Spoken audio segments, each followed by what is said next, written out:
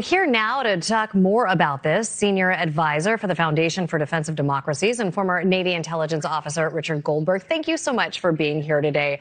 First, let's hear a little bit about what President Trump had to say about his new Golden Fleet.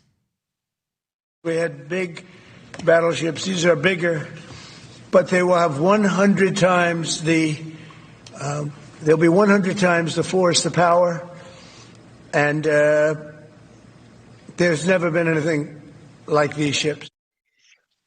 The president proposing to build these massive ships at a time when the Navy is struggling to build smaller ships on time and stick to their budget. What kind of timeline is he looking at here?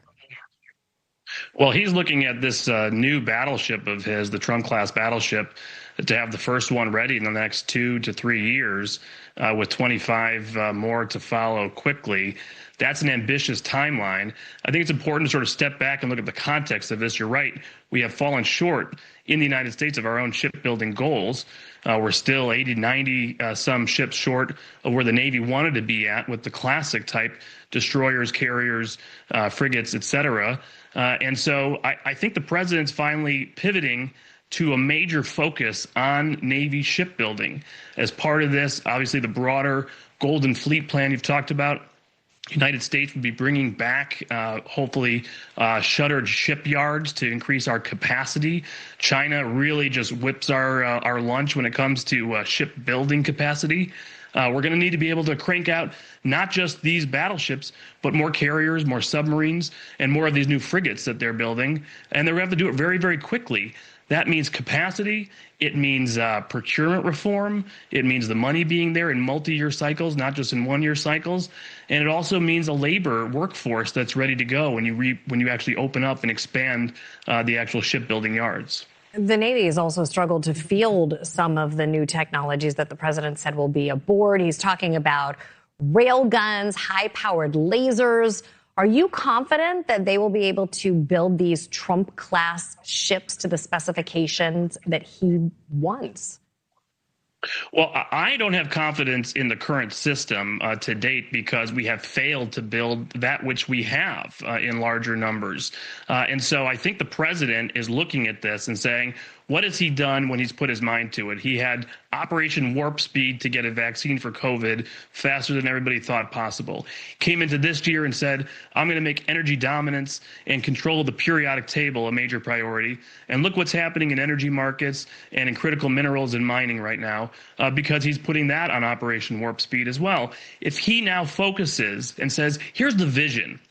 Remember, President Trump comes out of real estate. He gives people a big, grand vision and says, let's go use this as the catalyst for major changes. He says, now I want a procurement reform bill. I want shipbuilding. I want yards opened. I want a workforce. I want the funds provided. And he gets all of that. We'll see what's possible. He may not get this exact battleship in 2 years, but it will do wonders for our overall shipbuilding capacity and our U.S. Navy. The administration also just announced another strike on an alleged drug boat in the Pacific. So that brings the total number of attacks to 29, the total number of deaths to 105. The U.S. also just seized a Venezuelan oil tanker for the second time this month.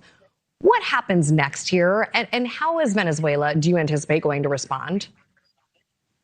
Well, the president is climbing a pretty classic escalation ladder. What he did is he mapped out a network with his intelligence community and law enforcement community of what he calls a narco-terrorist network. This is when drug traffickers meet terrorist organizations to have cartels and drug traffickers use their drug financing for terrorism. A lot of that, we know, is based in Venezuela, runs through the Maduro regime. He gets a lot of money out of facilitating these narco traffickers. And so he's mapped that out and started to target their actual shipments and the people in the network. And so that's one source of pressure on Maduro. He then said, okay, what's his biggest lifeline? It's oil revenue. And he's now announced a naval blockade on oil exports on these sanctioned ships coming in and trying to get back into Venezuela. And that will now really dry up the spigot for Maduro. If Maduro runs out of money, the way he runs his regime, all the cronies around Maduro run out of money too. It becomes very difficult for him to stay in power. And so he has a military. He could try a military response. It won't end well for him. We overwhelmingly overmatch his capabilities, and it would end very quickly in Caracas. His air defenses are the same air defenses that Iran had, that we saw the Israelis defeat during the summer war. That's not going to do him much good against our naval air forces. And so I think he has only one move left, and that is to call Bashir Assad or somebody like that and say, can I get a one-way ticket and a nice apartment in Moscow? Just like we saw, Vladimir Putin, just like we saw Bashir Assad do from Syria when Syria was collapsing. You know, you mentioned Moscow. In Kelly's report, she said that they are pulling people out of their embassies there, embassy there. Will we see more of this kind of mass exodus out of Venezuela? I think so. They're going to have to de-risk because of the possibilities with so much firepower off the coast from the United States and the president putting land strikes on the table. The prudent thing to do would be to diminish your presence there on the ground until the crisis is over. I think that will also be a pretty big signal to Maduro that his time is up, that the Chinese, the Russians, the Iranians, they can't come to his rescue. So he's going to have to call somebody for a lifeline, and it's going to be a one-way ticket to maybe Belarus, maybe Russia, maybe Turkey. This started as we're concerned about the drugs that are coming into the U.S. Now it's turned into Maduro's time is limited. Do you agree with that statement? Do we still care about the drugs?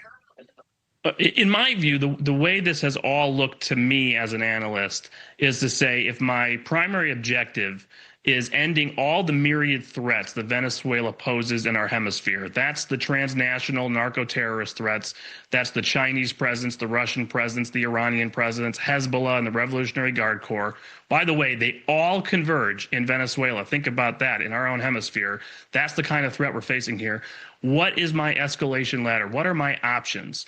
And so he starts by mapping out the networks. He starts going after the narco-terrorist networks. He creates legitimate, legal-based action to put pressure and target Maduro, work his way up all the way to the top at Maduro through these legal mechanisms, and then come after the final lifeblood, which is the oil.